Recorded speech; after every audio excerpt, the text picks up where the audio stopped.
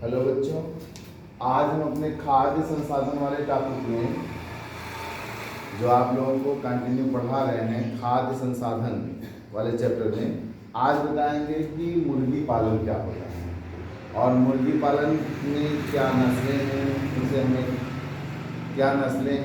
हमें क्या फ़ायदे हैं, इसके बारे में चर्चा करेंगे। तो मुर्गी पालन क्यों किया जाता है? मुर्गी पालन का जो प्रमुख उद्देश्य है वो दो है, एक अंडा प्राप्त करना और दूसरा है मांस प्राप्त करना।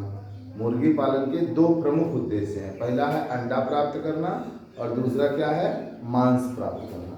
तो अंडे और मांस के उत्पादन को बढ़ावा देने के लिए हम किसका पालन करते हैं? मुर्गी पालन करते हैं। मुर्गी पालन में उन्नत नस्लें विकसित की जाती हैं, मतलब मुर्गी पालन में उन्नत किस्म की नस्ल रहेगी, अच्छी नस्ल रहेगी, जिनसे अंडे व मांस का अच्छा उत्पादन किया जा सकता है या अधिक उत्पादन किया जा सकता है। अंडे के लिए हम लोग लेयर का इस्तेमाल करते हैं, लेयर मुर्गी का पालन करते हैं, जबकि मांस के उत्पादन के लिए हम लोग बॉयलर का उपयोग करते हैं ना। मुर्गी पालन का उद्देश्य हमारा क्या होता है? अंडा उत्पादन और मांस उत्पादन। समझ में आ रहा है? याद रहेगा, ठीक। और मुर्गी पालन के द्वारा हम ये नहीं चाहते कि थोड़ा सा मांस मिल जाए और मुर्गी 1-2-4 अंडे दे करके बंद कर दे। हम ये चाहते हैं अधिक से अधिक उत्पादन हो मुर्गी का, तो मांस का भी, और अच्छे से ज़्यादा अंडे का भी उत्पादन हो। इसीलिए देखिए, आप लोगों के आसपास कहीं मुर्गी पालन होगा तो उनको खूब 1-1.5 महीने के अंदर चूजों को खिला के तैयार करके वजन कर दिया जाए। जितने वजन जाते हैं उतने ही आपके पैसे मिलते हैं। फिर आप देखिए, अगर आपको अंडे उत्पादन करना है तो किसका इस्तेमाल करेंगे? लेयर मुर्गी का। और अगर आपको मांस उत्पादन ज़्यादा करना है, मीट का, तो आपको बॉयलर का इस्तेमाल किया जाता है, मतलब उनमें मांस ज़्यादा बनता है। और साथ में अगर आपको नई किस्में प्राप्त करनी है, तो नई किस्म प्राप्त करने के लिए आप क्या करेंगे? देसी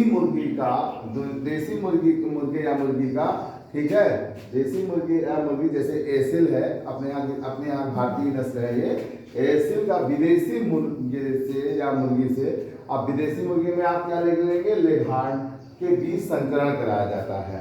अब इनके बीच जब संकरण होगा तो जो बच्चे होंगे, हम जैसा चाह रहे वैसा होंगे, मतलब जिस तरह से हम क्रॉस कराएंगे। संकरण के द्वारा वांछनीय गुणों की किस्मों का विकास होता है। वांछनीय माने जैसा हम चाहें, बात समझ में आ रहा है ना? ठीक। अगर हमको चाहिए छोटी मुर्गी हो तो छोटी वाली होगी, बड़ी मुर्गी वाला चाहेंगे तो ऐसे दूसरे से क्रॉस करेंगे ना। तो इस तरह से हम अपने इच्छा अनुसार इसमें संकरण कराते हैं। भारत विश्व में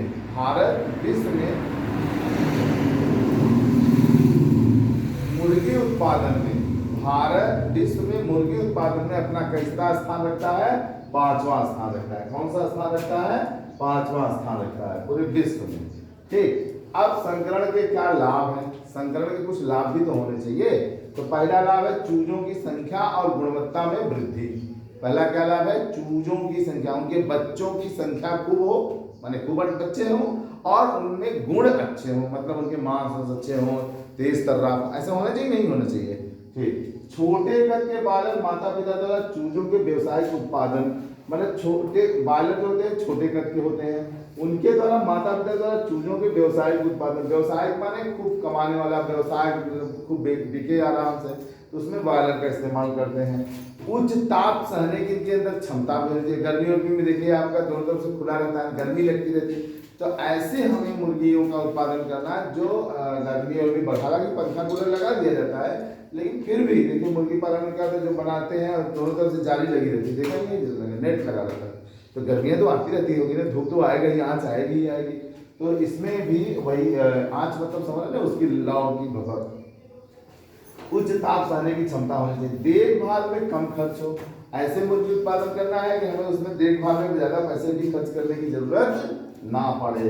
अंडे देने वाले ऐसे मुर्गी का उत्पादन करना है जो खूब अंडे दे, साथ ही जो कृषि कार्य से आपका जो उत्पादन हो, रेशेदार आहार मिले, उसको वो लोग खा भी जाए। जैसे आप खेती बाड़ी कर रहे हैं तो ऐसे कुछ चीज़ें आप यहाँ खराब चीज़ें भी निकल आती हैं, नहीं निकल आती हैं, तो वो चीज़ें वो क्या करें, मुर्गियाँ आपकी खा लें, उन्हीं को खा लें, ठीक है ना। तो आपका फालतू में खराब नहीं होगा चीज़ें।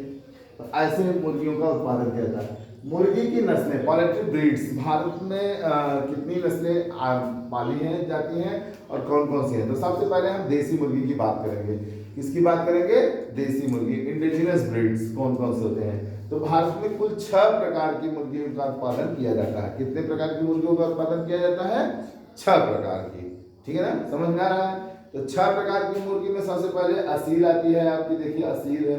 दूसरी छत्तीसगढ़ी है, छत्तीसगढ़ साइड थोड़ा सा। चिटगांग है, चिटगांग देख लीजिए। कोचीन है और कड़कनाथ है, बुर्शी है। इतने हमारे 6 प्रकार के मुर्गी उत्पादन के मुर्गी के वैरायटीज हैं। अब इसके बाद आता है विदेशी मुर्गी। तो बच्चों आज के वीडियो में यही तक, अगले वीडियो में हम आपको इसको कंटिन्यू करेंगे। तब तक के लिए धन्यवाद। ठीक।